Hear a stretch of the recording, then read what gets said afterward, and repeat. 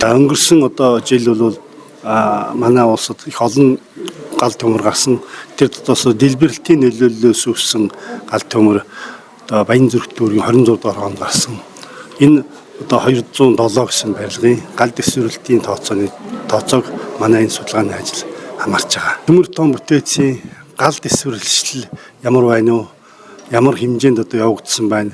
Галын ачааллын талаар, мөн галаас үүсэж байгаа согоо эвдрэл эмтийн талаар биднээс энэ судалгаанд хамаарч байгаа. Одоо дамнуруу нь бол нэг арматур нь 600 градусаас дээш гарцсан.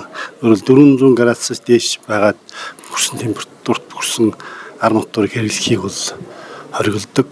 Тийм учраас бол гал дэвсгэрлийн хувьд бол жаахан төвөгтэй байгаа. За яг одоо өөрөөр хэрэглэхийн талаар бол тусгай комисс олон инженерүүд ярилцаж гардаг. Энэ бол бид нар бол ийм байна гэдгийг л тодорхойлж өгөхөөс барилгын хувьд бол гал бол их удаан үргэлж ирсэн.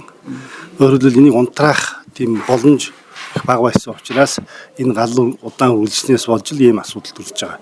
Тэрнээс уул нэг манай энэ барилгын хувьд бол нэг цаг орчим тийм ээ гал үргэлжлэхэд бол ямар ч асуудалгүй бас хүчтэйгээр хэрэглээд боломжтой. Гэтэл энэ бол 2-3 цаг болцсон байгаа шүү дээ. Тийм учраас галын үргэлжлэх хугацаа бол их хэцүү.